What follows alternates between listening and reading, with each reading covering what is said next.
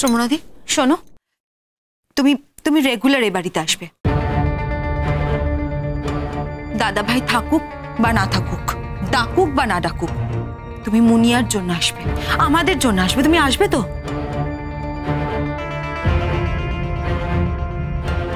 বুঝতে পারছেন আপনি? বুঝতে পারছেন এবার আমি কি বললাম আপনাকে? শুধু একা পরাগ নয়, এই বাড়ির প্রত্যেকটা লোক, পুরো ফ্যামিলি মিলে আপনাকে ফাঁদে ফেলার চেষ্টা করছে। আমি আপনার ভালোর জন্য বলছি, আপনি যদি এখনো বুঝতে না পারেন, আপনার কিন্তু সামনে সমূহ বিপদ। শ্রমণা, আমার বিপদ নিয়ে আপনি এত ভাবিত কেন সেটা কিন্তু আমি বুঝতে পারছি না। আপনি বরং আপনার বিপদটা নিয়ে একটু ভাবুন। মেয়ের জন্মদিনে মেয়ের গায়ে হাত তুলে আপনি তো অলরেডি প্রমাণ করে দিয়েইছেন যে আপনি একজন ব্যর্থ মা। আপনার স্বামীকে অবিশ্বাস করে, তাকে সন্দেহ করে, তার থেকে দূরে সরে গিয়ে আপনি এটাও প্রমাণ করে দিয়েছেন যে আপনি একজন ব্যর্থ স্ত্রী।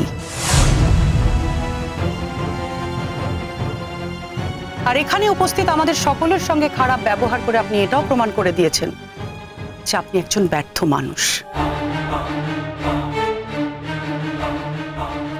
মানুষের সঙ্গে ভদ্রতা, সভ্যতা এগুলো কোনো কিছুই আপনি বোধহয় করতে জানেন না, কারণ সেই শিক্ষাটাই আপনার নেই।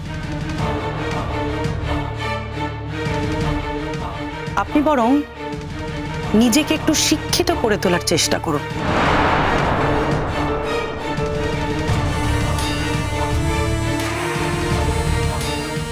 তুমি যেও না আন্টি, তুমি চলে গেলে মামা মামাকে আবার মারবে। ড্যাডি যদি আটকাতে যায়, ড্যাডির সঙ্গে ঝামেলা করবে। কখনো না মুনিয়া, উনি তোমাকে আর মারতে পারবেন না, কারণ ওনাকে তোমার গায়ে হাত তুলতে গেলে তার আগে আমার গায়ে হাত তুলতে হবে। মায়ের থেকে মাসির দরদ বেশি লাগছে? হ্যাঁ, মায়ের থেকে মাসির দরদ বেশি হয়ে গেছে না? হ্যাঁ, মায়ের থেকে মাসির দরদ বেশি হয় তখনই যখন আপনাদের মতো মায়েরা এইভাবে তার পারফরমেন্স দেখায়। তাই বলছি, আর অশান্তি বাড়াবেন না। এবার আপনার মেয়ের গায়ে যদি হাত তোলেন, তাহলে তার আগে আমার গায়ে হাত তুলতে হবে। আর আমার গায়ে হাত তোলার ফল যে খুব একটা ভালো হবে না, আমি যে স্টেপ নিলেও নিতে পারি, এ বিষয়ে নিশ্চয়ই আপনি অবগত রয়েছেন। আর কথা বাড়াবেন না প্লিজ, কেমন? আর একটা কথা, আপনি চলে যাওয়ার হলে চলে যেতেই পারেন। একটু আগে আপনাকে যে কথাটা বললাম যে আমি এখান থেকে চলে যাব, প্রথমত আমি যাচ্ছি না,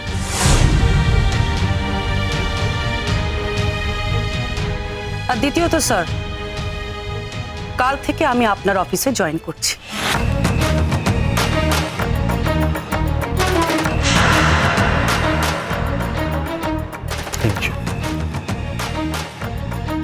Thank you so much.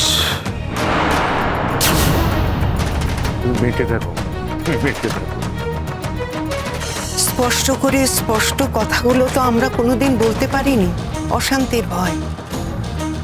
তুমি যে অন্তত কথাগুলো বলতে পেরেছো মা, শুনুক বা না শুনুক আমাদের কাছে অনেক। মেয়েটার জন্মদিনটা কিভাবে নষ্ট করে দিল বলো? প্রত্যেকবার এই ঘটনা ঘটে। মাঝে মাঝে আসে এইরকম উৎপাত করে। আমি উৎপাত করি? এখন আমি উৎপাত করি? হ্যাঁ, তুমি বুঝতে পারলে না? পাড়ার লোকেও তো তোমাকে বলে গেল, তারপরেও তুমি বুঝতে পারলে না? সেখানে তো আমাদের আর কিছু করার নেই। নিজের সন্দেহের আগুনে পুড়ে মরবে একদিন। কেউ তোমাকে বাঁচাতে পারবে না, কেউ না। সাথী, তুমি বরঞ্চ একটা কাজ করো তো, মেয়েটাকে নিয়ে একটু খাইয়ে নিয়ে এসো, আর সঙ্গে আর বন্ধুদের নিয়ে যাও।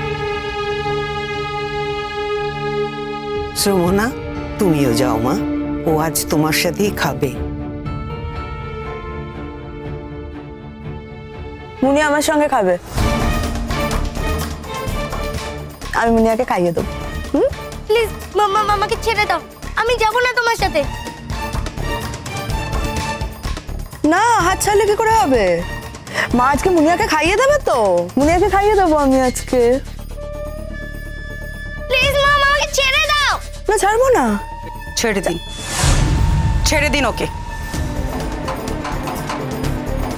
যেদিন মুনিয়া নিজে থেকে আপনার কাছে যাবে সেদিন আপনি জয়ী হবেন। আর যদি আপনি ওকে জোর করে নিয়ে যান তাহলে জানবেন যে ও আজ মন থেকে আপনার কাছে যাচ্ছে না, আপনাকে ভয় পেয়ে বাধ্য হয়ে যাচ্ছে। আপনার সঙ্গে ও শক্তিতে পেরে উঠবে না বলে যাচ্ছে। আর সেক্ষেত্রে ওকে শক্তি দেওয়ার জন্যে আমি আছি। আপনি ওকে আমার কাছ থেকে কিছুতেই কেড়ে নিয়ে যেতে পারবেন না।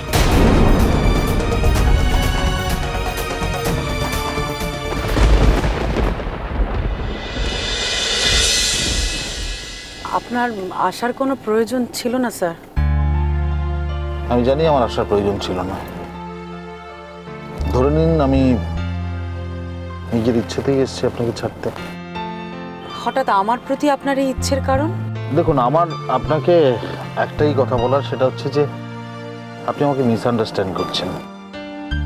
আপনি অন্যের কথা শুনে আপনি আমাকে যতটা খারাপ মানুষ ভাবছেন, আমি কিন্তু আসলে অতটা খারাপ মানুষ নই। হ্যাঁ, হয়তো নানান চাপে আমি অনেক সময় নিজের মেজাজ ঠিক রাখতে পারি না। আসলে মহিলাদের সম্পর্কে এত কথা শুনেছি, আমি এত অভিযোগ শুনেছি যে কোনো মহিলাকে না আমি বেশিক্ষণ কি বলবো, আমি স্ট্যান্ডই করতে পারি না। একজনের জন্য সারা পৃথিবীর মহিলারা আপনার কাছে অপরাধী হয়ে থাকবে, তাও কিছু না করো। ভারী অদ্ভুত নিয়ম তো আপনার। অদ্ভুত নিয়মই হয়তো। আমারও হয়তো কাউন্সিলিং করা দরকার, জানেন, মানে আমারও মেডিকেল সাপোর্ট নেওয়ার প্রয়োজন। এটা আমার হয়, মানে আমি যাই হোক, আমি কিন্তু আপনার কাছে সারা জীবনের জন্য কৃতজ্ঞ হয়ে রইলাম। কারণ আজকে আপনি যেভাবে বিপাশাকে হ্যান্ডেল করলেন, আজ অবধি আমাদের বাড়ির কেউ ওকে এভাবে হ্যান্ডেল করতে পারেনি। বিশ্বাস করুন, লোকলজ্জার ভয় আমরা চুপ করে গেছি। আর ও এক একদিন বাড়িতে এসে এত উপদ্রব করেছে, এত অত্যাচার করেছে, মানে কি বলবো আপনাকে। আমি যে কত বছর ভালো করে ঘুমাইনি, আমি কেন বলবো, আমরা যে শান্তিতে ঘুমাইনি রাত্রে, সে আপনাকে বলে বোঝাতে পারবো না। আচ্ছা, আপনাদের সমস্যাটা কি? সমস্যা মানে আমাকে সবেতেই ও সন্দেহ করে, মানে করতো আর কি, সমস্ত কিছুতে, মানে সন্দেহগ্রস্ত বলে না, ও সন্দেহবাতিক। মানে আমি তাহলে স্যার এতদিন আপনারা একসঙ্গে থাকলেন কিভাবে? থাকলাম শুধুমাত্র মুনিয়ার মুখের দিকে তাকিয়ে, বাচ্চাটার জন্য। অনেক চেষ্টা করেছিলাম, জানেন, অনেক দিন সহ্য করেছি, তারপর আর পারলাম না। মানে আমি বাধ্য হয়ে ডিভোর্স ফাইল করি, পেয়েও যাই। তারপর আমি ভেবেছিলাম যে আমাদের জীবনটা বোধহয় এবার বাপ মেয়ের একটা সুন্দর করে সাজিয়ে তুলতে পারবো, কিন্তু তা নয়। বাড়িতে দেখলেন তো, মাঝে মধ্যেই চলে আসে, উৎপাত করে।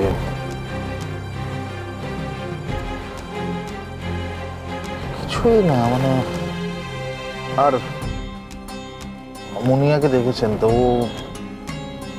ওর কি হয়েছে, ওর না কোথাও থেকে একটা এসবের জন্য একটা ট্রমা তৈরি হয়েছে।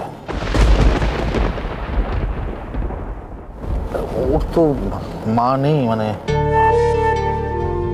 ওর কাউকে দরকার। হ্যাঁ, আমার ভাইয়ের বউ ওকে প্রচন্ডই ভালোবাসে, আদর যত্ন করে, আমার মাও খুব দেখাশোনা করে ওকে, তাও ওর যেন আর একটু বেশি কিছু চাই।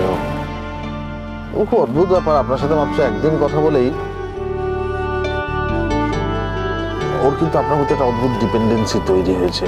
মানে সাধারণত ও নিজে লোকজনের সামনে নিজেকে কখনো খোলে না, আবার আমি ওকে ওপেন আপ করতে দেখিনি। কিন্তু আপনার ক্ষেত্রে আমি দেখলাম আপনি কিন্তু প্লিজ মাঝে মাঝে আসবেন আমাদের বাড়ি ওর সাথে দেখা করতে।